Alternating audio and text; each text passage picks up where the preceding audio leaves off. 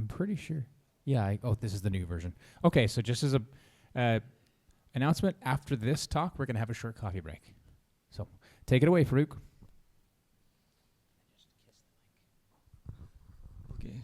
Hello. Need for efficient large message handling in libp2p GossipSub is increasing, as mentioned by some of my peers. Today, we experimented with some possible performance improvements, and today we'll share our findings and some potential suggestions that can be incorporated for GossipSub performance improvements. Let's first have a very brief overview of the GossipSub protocol. We have a full message mesh where every peer connects with the other peers per connection, and every received message is relayed to all the connections except the ones from which we received the message. And then we have a metadata only or gossip mesh just to reassure the network connectivity. At the heartbeat intervals, we exchange messages, the IDs of the received messages in the form of I haves, and any peer that did not receive some of these messages can request by using an I want message. And obviously the balance between the D and heartbeat interval and the number of I haves and I wants that can be used can be configured according to the application needs. Okay, this is just very general depiction. We have a mesh, full message mesh of degree 3, D is 3, and this is how the message propagates. Every node shares it to the peers from which it did not receive the message. So the message propagates to the entire network. And on the right-hand side, we have a full message, we have a gossip mesh. The peers that were in the full message mesh are not included in the gossip mesh. And then we have some performance improvements. For example, considering disjoint connections, probably log-based E of n are the number of rounds that are needed to get the message spread to the entire network. Every peer sending D-1 transmissions accumulates up to this many transmissions per round. Then we have one optimization, that is flood publish. The publisher can send to some extra peers to speed up the message dissemination. In that case, this equation increases by the number of the flood publish peers that we have. So yes, by doing a flood publish for smaller messages, we get to reduce message dissemination time. Then we have I have and I want messages, as I discussed earlier. One purpose was to assure connectivity in the network, and another purpose for I want messages is the far off peers on listening to I have announcement can request for any missing message, so they can actually speed up the message dissemination process. Okay, and then in version 1.2, we also have I don't want message that was also mentioned today in earlier talks, and here, having received very large message can stop its other peers from resending the same message just to save on bandwidth. Okay. Everything works fine, but as the message sizes starts increasing, we see higher and much higher than expected message dissemination times. Also the fluctuations, and they both are bad. At the same time, the bandwidth utilization also increases massively. Let's do the networking 101. Message sending time basically is the message size over data rate, plus the propagation time, whatever it takes to reach to the next hop, assuming that the message can be transmitted in one go. So 10 KB message sending time can be 0.8 milliseconds and 100 milliseconds for the propagation, so 100.8, and 1 MB message sending time is 80 milliseconds. Okay, and sending to D peers, let's say D is now set to 8, it will take 640 milliseconds plus 100 for the propagation, so takes approximately 740 milliseconds for sending 1 MB message to the entire mesh message with D set to 8. But in practice, this 1 MB message sending time rises by several hundred milliseconds because of the congestion window maintained by TCP. Generally, the in-flight bytes are restricted by the congestion window into the maximum segment size. Although this varies from implementation to implementation, but we can consider this as being the general rule. This is the sample spread of message. We transmitted 12 1 MB messages. Here we have in the first column, we have the message dissemination times. In the second column, it's the average. And here from third column, every row carries the spread of the message. We have actually sampled this over 100 millisecond intervals. And we can see the first message was received approximately after 1400 and 1500 milliseconds. So all the peers were receiving this 1 MB message for around 1500 milliseconds. Okay. And they were obviously not aware for the message they are receiving. And during this time, obviously the heartbeat interval, it expired. And they also, on receiving I have messages, they also started issuing I want requests. Okay, that was the one problem. The other problem here is, in the earlier messages, congestion windows were low, so peers started getting those messages very late, and the actual spread in the network started to get very late. And after a couple of messages has transmitted, the faster spread generated much earlier than the previous spread. So that is why flood publish kind of approaches, and even the I want replies usually don't go well, because the congestion windows on these are very low. So one possible thing could be to raise those congestion windows or maintain a bigger mesh, and then you can relate to smaller number of peers. But doing flood publish or replying to I want messages for very large messages, we should take care of this thing that the congestion windows are not higher and the message dissemination will take much higher than expected time. Okay. And the other thing obviously is receivers are not aware about the messages that they are receiving for a longer interval of time. So here we have a graph. As the message transmission times, they increase to 1.4 MB, the same number of messages. These are the number of, we have on the right second column, we have second legend, we have the number of messages. The yellow bar, these are the total number of messages that were generated. So you can see the count of I want requests for 50 KB message and the jump up to 1.4 MB message. This is a huge rise. And also, remember we just transmitted 12 messages, and some of the peers were making up to 160 I want requests for the same message, because in GossipSub 1.1, I want messages are optional. So every peer makes multiple requests to make sure that it gets to receive the same message. And interestingly, more than 30% of the times that peer was already receiving that message from some of its peers. Just as an experiment, we disabled I want messages. I know disabling is bad because we are also using I have and I wants as network resilience measure, but by disabling I want message just for an experiment, we could see a significant rise in message dissemination, significant fall in message dissemination times for very large messages. So I want messages are at least no longer a performance improvement measure for very large messages, but we still need them for network resilience. We'll use this finding after some time in some other experiments. So one thing was very long message reception times, and the other problem in message delivery time is the store and forward delay. Obviously, the message dissemination time to the entire network, okay, I'll come to that. Obviously, every peer first receives the message, processes it, and then relays it to the next peer. So the store and forward delay of these messages, it accumulates till the last hop, okay.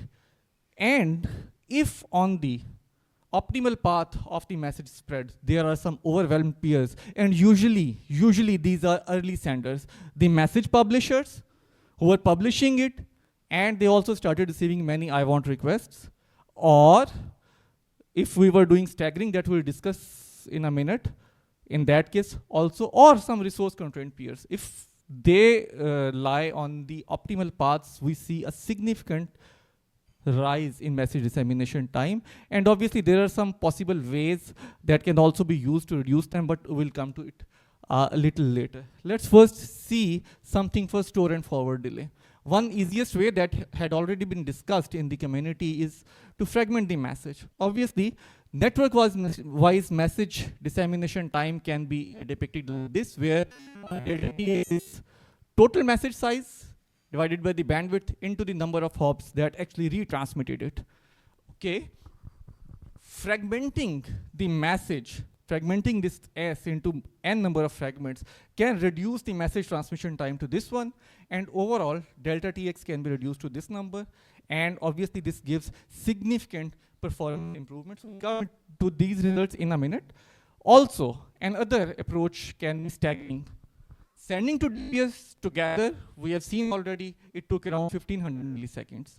If we send to them by one, it will still take the same time, but the individual peers will start to receive it early. They will finish their message reception early, and they can start relaying the message early as well. Okay, that is the main idea that was also discussed in the community. But there is one problem in message staggering. The early peers who received the message also announce the message reception via via I haves, and they get overwhelmed by other peers. Okay. The other option is rotational message sending or message staggering. We send one message to one peer, and the next message to the next peer, and the third message to the next peer. Coupled with I don't want gives some better results. For example, these are the results. I'll move to 1 MB message. This is the actual GossipSub. With staggering, we get to have relatively poor results, more higher message dissemination times, because the early receivers were overwhelmed by a large number of I want requests. Then this is from message fragmentation, because we could reduce the store and forward delay, so message size definitely reduced. Then we used message rotation as well. We were sending one message to one peer and the next message to the next peer. So along with this, the I don't want messages could perform a little better. Then we move to some other, but there is one problem with message fragmentation, that is every message, some applications require every message to be verifiable before the message is spread to the next set of peers, because just to avoid some spam in the network. Okay. Then there was I don't want message. It was also mentioned by Dennis, I guess, yes. And we also have the very same finding that average, most of the times, the first received message and first duplicate message, the time difference was higher than the RTT, even in the Ethereum mainnet, even in some of the simulations that we carried out. But if we see the bandwidth gains by the I don't want messages, they were not very high. Maybe for 1.4 MB message, we could hardly get 15, 12%, 10% bandwidth gains. In fact, for relatively smaller messages, we could get relatively better, up to 20%, 22% bandwidth gains. Ideally, there should be 50% or 60% performance improvement, because for most of the messages, the first message and the duplicate message arrival times are much higher. So the problem here is we are looking at the arrival times. The problem starts at the message receiving times. The peers, they start receiving multiple copies of the same message, even within that RTT difference, but this message reception continues for quite some time. We have seen it. It continues even for hundreds of milliseconds. So during this time, we get to receive many messages. One possible solution is to use a message preamble. So sender, before sending the large message, sends a small preamble. Or even we can use the I don't want message as a message preamble, so the receiver knows that it is going to receive a message with ID X. So at least it does not issue any I want requests, or it refers issuing those I want requests for that ID X. That was one possible solution.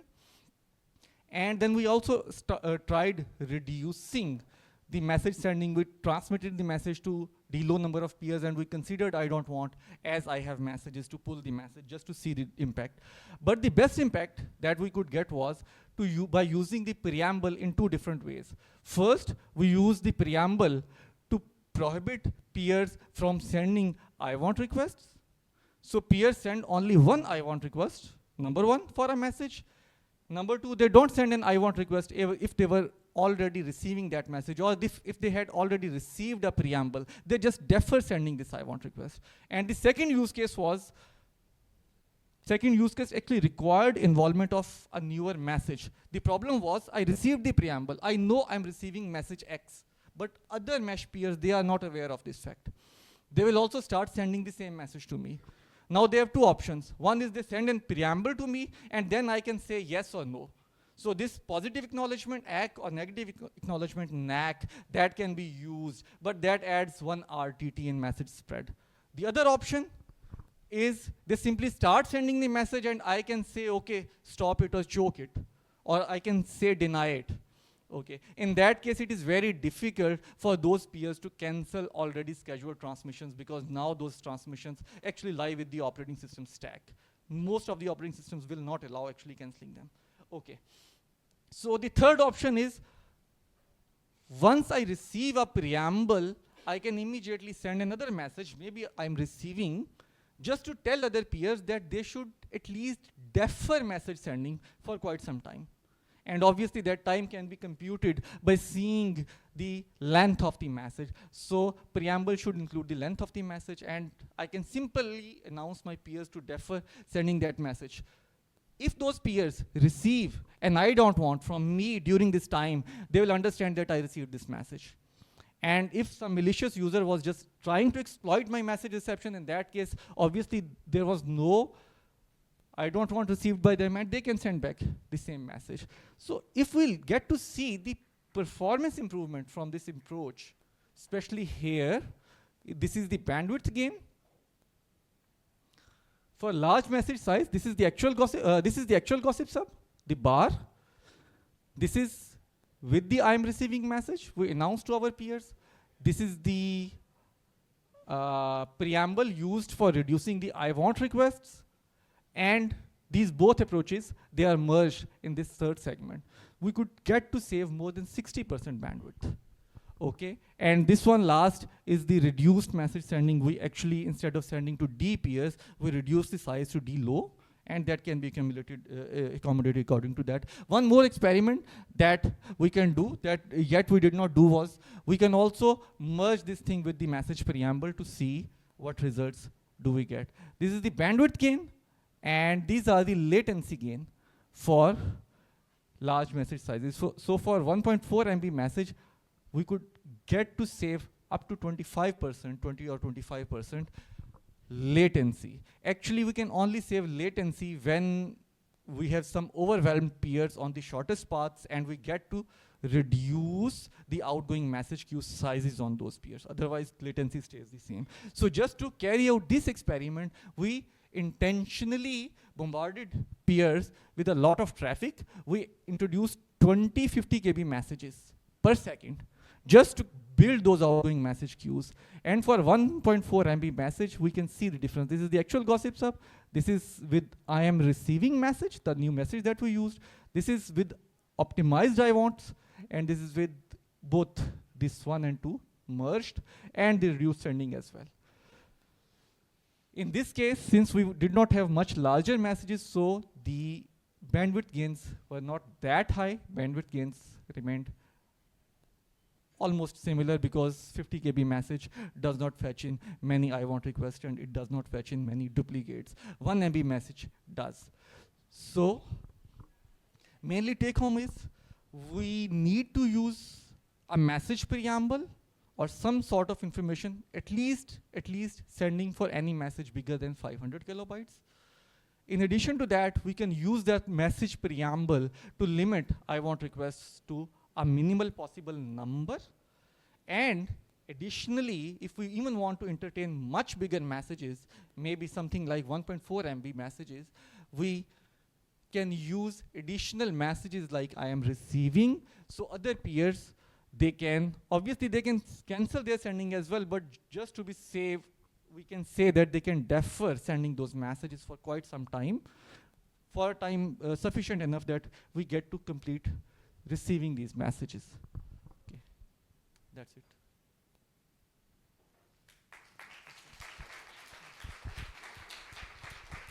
Complete write-up for this work is also available in the form of blog post, and some articles on that will also be available. Sir.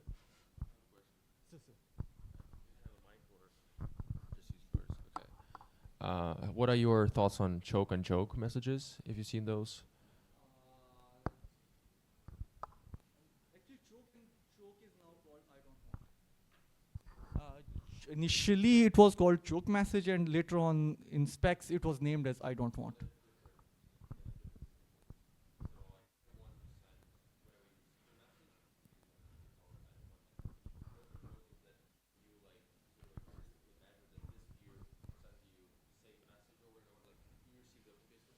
So you want to say that you can use a choke message, or maybe in that case, yes, I'm receiving becomes a choke message. But in some discussions that I could find out over the community pages, I discovered that the choke message semantics were later on translated to I don't want.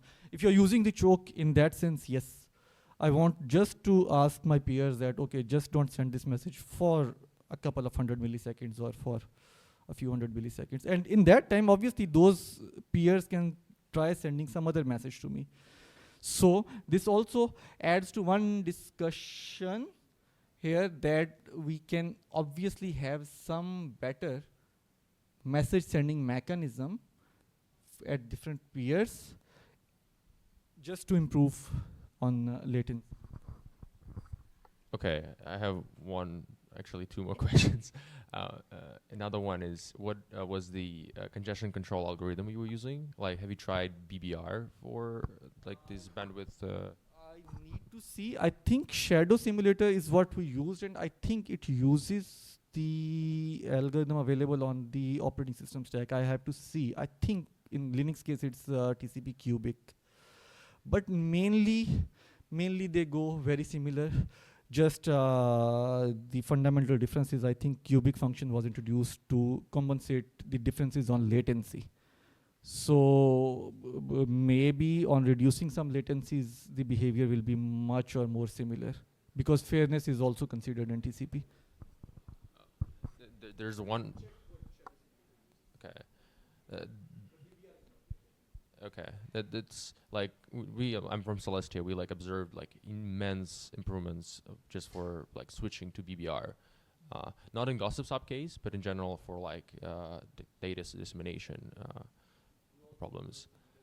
So, but we still like want to use Quick, and like Quick currently doesn't support BBR in most cases. And like one of the thing I'm kind of excited about, and no one really talks about in GossipSub world, is like GossipSub currently like launches a single stream between peer connections, but you can like do like a stream per channel or like a topic. So in every single stream will be like a different Quick stream, and all these streams will have completely independent like congestion control windows. So you will basically like, instead of putting all the data coming through one single pipe, they are like parallelized basically, and you can like more efficiently like use your bandwidth that you have.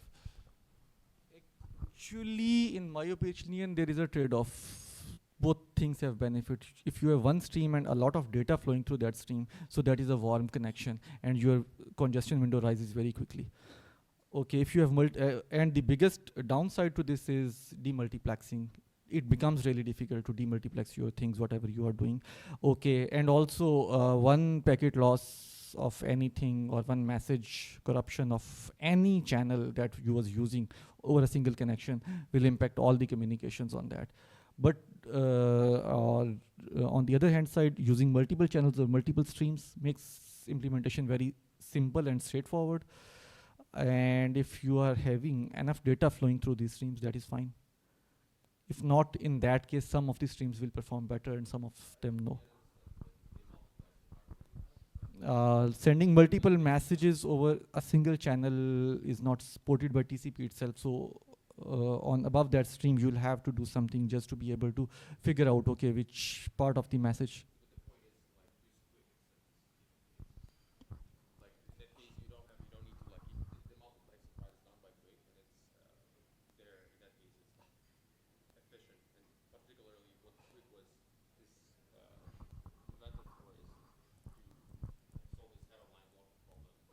It solves the head of line blocking, yes, but I don't think. Yes, the head of line and these kind of problems, they get solved, but I feel the other congestion like problems will be very similar. I did not try it so far, honestly, so but I feel they will be the same.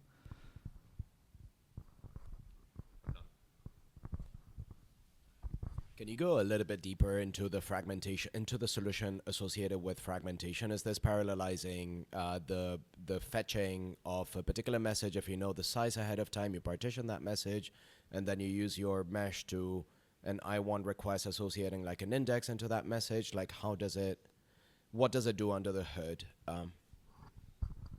Okay. Uh, right now we had two options. Just to simulate it easily, what we have done is we, at the application level, before sending that message, we actually split that message into n number of fragments. In this case, we have exactly 4 fragments per message. So here, actually, we are not sending 1 MB message. We are sending 4 250 KB messages. They are received early, so they are relayed early by the receiver. So store and forward delay, it was reduced. Okay, here, for staggering and for rotational sending, there is a question. Staggering is basically the mechanism of sending to one peer or a smaller group of peers at a time, and then you can go to the next ones and next ones. Okay, here we have results from staggering, and the first problem from staggering that we faced was the peer that I selected is a randomly selected peer, and I don't know if it is a faster peer or slower peer. If a 100 MB sender selects a 5 Mbps receiver, obviously I'll be limited by its availability. So a better go for staggering can be, instead of selecting one peer, go for 2, 3, or 4 peers. We noticed very similar results for 3 and 4 peers, so that is why I quoted staggering with 4 peers. Okay, that is one thing. I'm not sending to all, I'm sending to maximum of 4 at a time, and then the next 4 at a time. Okay, the rotational sending says I'm again sending to 4 people at a time, but the message is different. Message 1 is for the peer 1, message 2 is for the peer 2, message 3 is for the peer 3. Here I could not do it because I was experimenting with exactly one message, so I did not have this many messages in my outgoing message queue. So yes, if we have a large number of messages piled up in my outgoing message queue, rotating between those messages has a reasonable impact on the message dissemination time. It reduces the dissemination time because it allows more I don't wants to be accepted earlier. At the same time, it allows all the messages to be disseminated more or less at equal intervals. So the both things, they do help.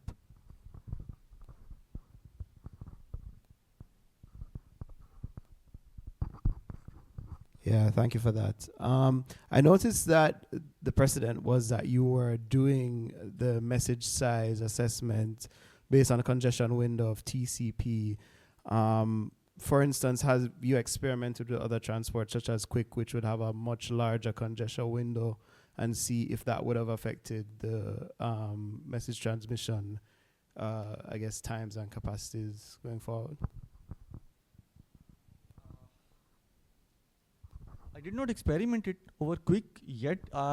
Next is the intended experiment, one of the intended experiments. But honestly, I do believe that there also the congestion window is raised smoothly just to provide fair message dissemination over the network.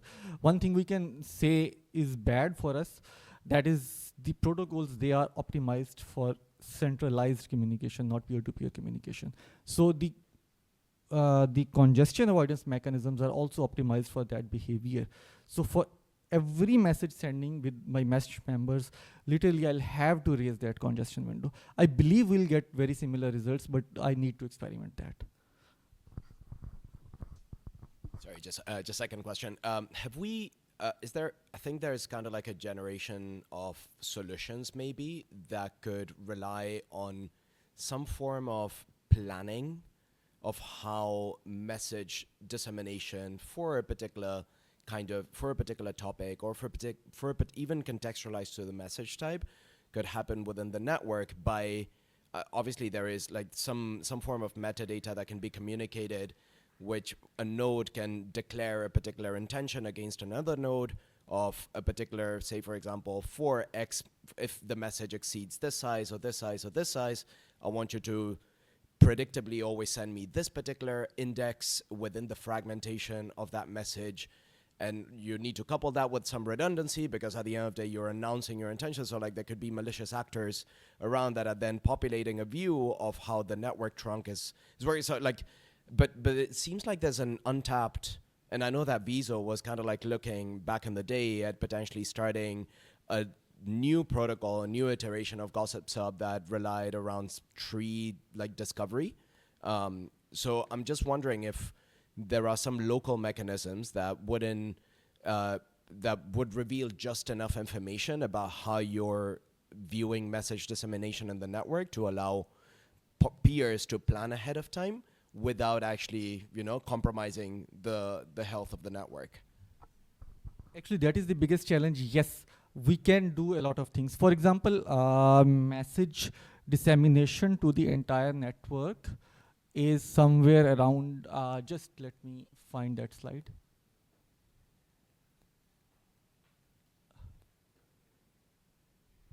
Okay, for example, this is the message dissemination time to the entire network, where this P is the propagation time on the longest path, and this is the message transmission time. Actually, it is the TX time of all the number of links or hops or peers that were involved.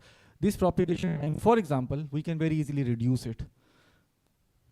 How? We have different latencies. Some peers, they have very smaller inter-peer latencies. Some peers have very bigger inter-peer latencies. And doing a couple of pings to 3 or 4 DNS servers can give me a matrix that I can share, for example.